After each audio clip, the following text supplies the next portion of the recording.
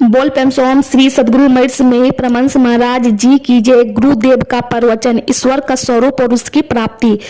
संत मत में ईश्वर की स्थिति का बहुत दृढ़ता के साथ विश्वास है, परंतु उस विश्वास को इंद्रियों से जानने योग्य नहीं बताया गया है।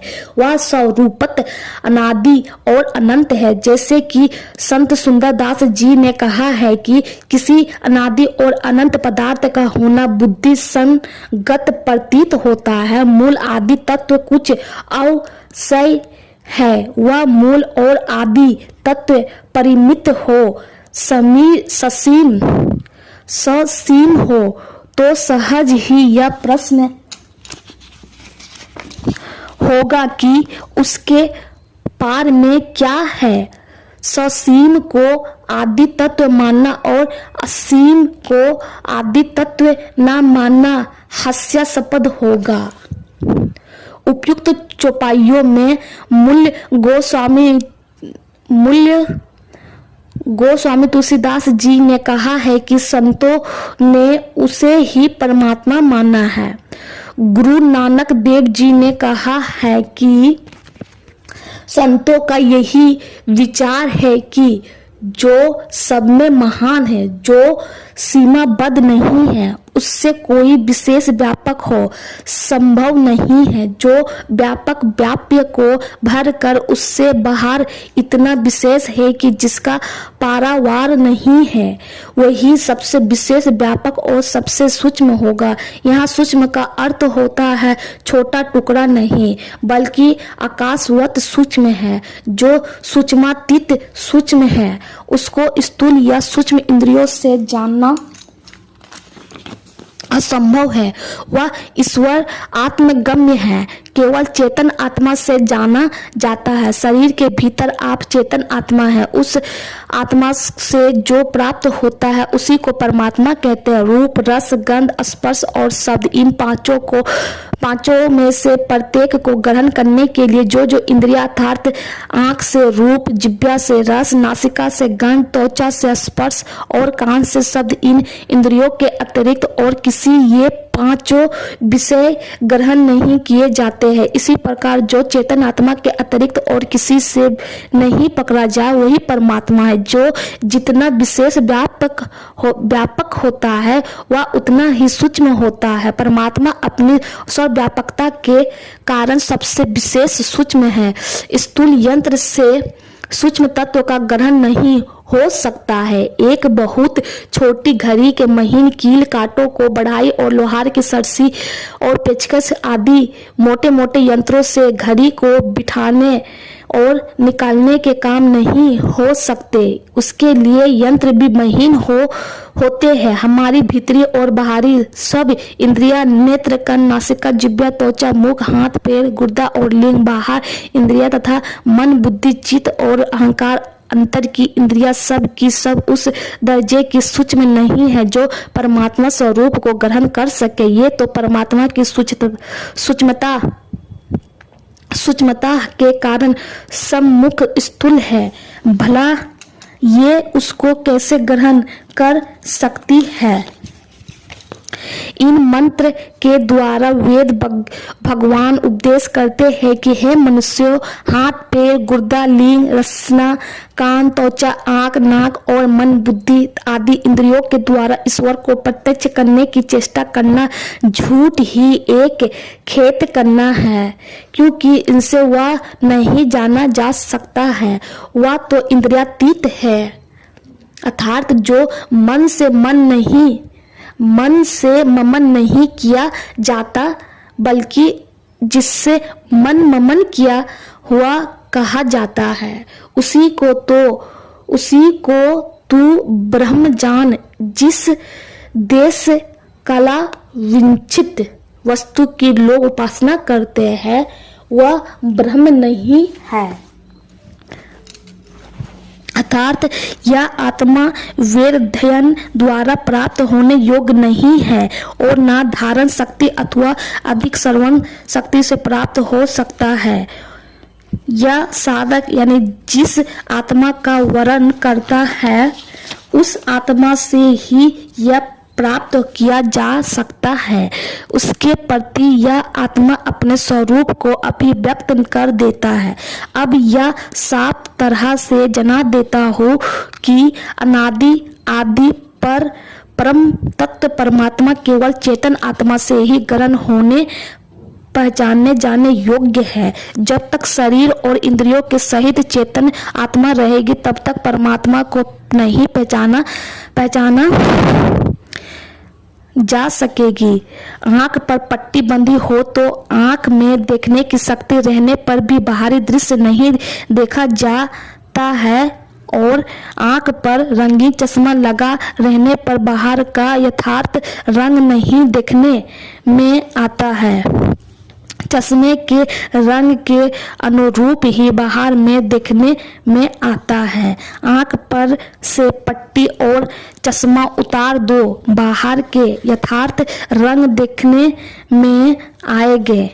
शरीर और इंद्रिया के आवरण से छूटते ही या यो कहो कि चेतन आत्मा पर से शरीर और इंद्रियों की पट्टी और चश्मे उतारते ही चेतन आत्मा को परमात्मा स्वरूप की पहचान हो जाएगी। शरीर, इंद्रिया और स्थूल, सूक्ष्म आदि माइक सब आवरणों के उतर जाने पर जो इस पिंड में बच जाता है वही चेतन आत्मा है और इससे जो पहचाना जाता है वही अनादि आदि तत्व परमात्मा है। मैं तो इस अनादि आदि परम तत्व को परमात्मा कहता हूँ और कहता हूँ कि प्रत्येक व्यक्ति अपनी अपनी रुचि के अनुसार इस मूल अनादि परम तत्व को जिस नाम से पुकारना चाहे पुकारे, परंतु यथार्थ में यह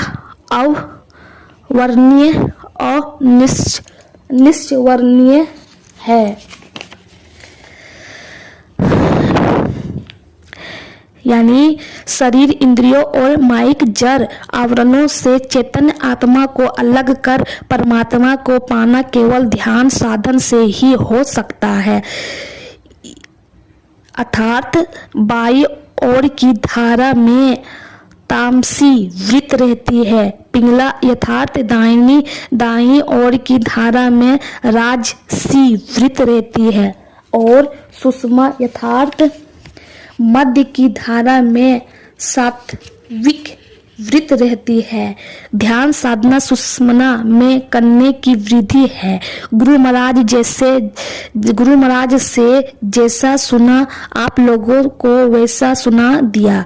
वैज्ञानिक लोग ऑक्सीजन और हाइड्रोजन दो वाष्पों द्वारा पानी बनाकर दिखला देते हैं, वैसे ही ध्यान अभ्यास के प्रयोग द्वारा परमात्मा की प्रत्यक्षता होती है और परंतु यह आदि भौतिक वैज्ञानिक का बाहरी प्रयोग नहीं है, यह प्रयोग अपने अंदर में करने का है।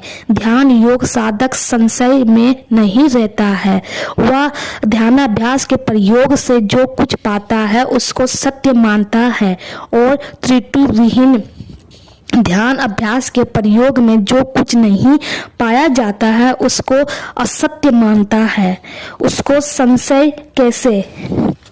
अब ध्यान अभ्यास के विषय पर कुछ प्रकाश पाने के लिए संत दादू दयाल जी महाराज के वचन में है कि दादू दयाल जी कहते हैं कि सर्वसाधारण का मन शरीर पर पसरा हुआ रहता है, परंतु ऐसा कोई विरला है जिसका मन उलटकर बहिर्मुख से अंतर्मुख होकर अंदर में समाता है। ब्रह्म मन का स्थान तो शरीर के अंदर है ही। फिर अंदर में सामने का तात्पर्य यह है कि जागृत, स्वप्न और सुषुप्ति अवस्थाओं में जिस स्थान पर मन रहता है उन दिनों स्थानों से विशेष अंतर में मन प्रवेश कर जाए। ये तीनों स्थान शरीर के अंदर के स्थूल तल पर ही है। इन तीनों से छूट कर मन सूक्ष्म तल पर आरूढ़ हो मन के अंदर समाने का भाव यही है। यानी एक मन को किस तरह उलट कर अंदर में लावे या फिर पसर गया है। दादू संग संग उत्पन्न होने वाली स्वाभाविक डोरी यानी धारा पकड़ और मन को घेर कर अंदर में ला। सृष्टि निर्माण के आदि में कंप अवश्य होता है। कंप का सहचार शब्द अनिवार्य रूप से होता है।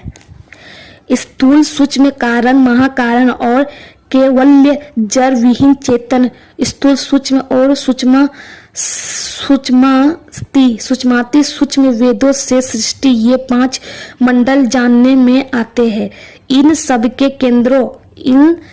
केंद्रों एवं उनसे उत्थित कंपों के सहित शब्द के उदय से ही संपूर्ण सृष्टि का विकास तथा पूर्णतः निर्माण हुआ है। कथित केंद्रीय शब्द को ही सहज डोरी कहा गया है। अपने केंद्र में आकृष्ट करने का गुण शब्द है, इसलिए इस शब्द रूप सहज डोरी को ग्रहण करके मन बहिर्मुख से अंतर्मुख खींच कर रहेगा। साधु शब्द से मिलकर रहे और मन को ठहरा कर रहे। साधु शब्द के बिना क्यों रहता है? तभी तो शब्द विहीन रहते हुए साधु का मन बिखर जाता है। मन उलटकर शरीर में तीसरा मन उलटकर शरीर में नहीं आता है। दिन रात बाहर जाता है। इसलिए दादू दयाल जी कहते हैं कि मेरा मन दुखी है, क्योंकि साधन में मन लगाकर नहीं रहता है।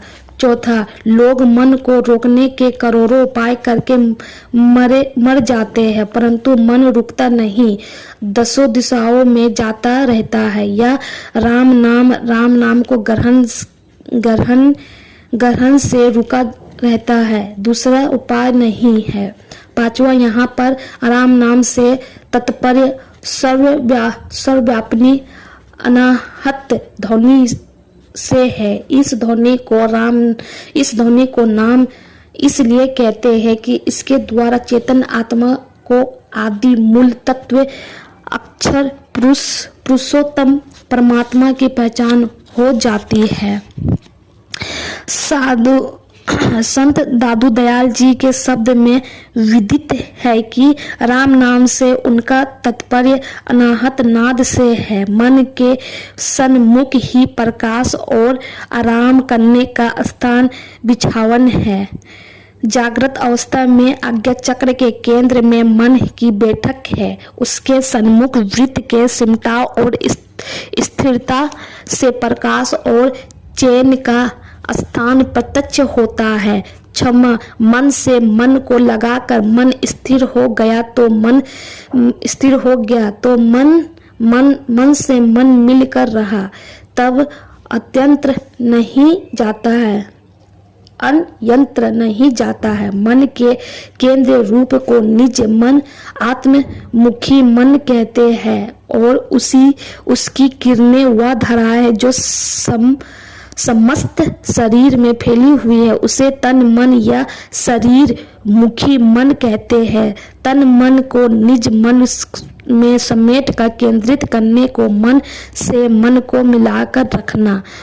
वर्णन हो चुका है कि शब्द से ही सारे विश्व का तथा उसके 5 मंडलों का निर्माण और विकास हुआ है। इसलिए शब्द के विषय में उपयुक्त रीति से कहा गया है। ध्यान साधना में ज्योति, ध्यान साधना में ज्योति और शब्द का ग्रहण की विशेषता मुख्यता और विशेष आग्रह है। युक्ति जानकर सब लोगों को इस ध्यान का अभ्यास करना चाहिए, क्योंकि इसी साधना के द्वारा निर्वाण पद पर पहुंचना और अपना परम कल्याण बना लेना पूर्ण संभव है। परम प्रभु परमात्मा दया सब लोगों पर हो। बोल प्रेम से ओम श्री सद्गुरु महाराज की जय।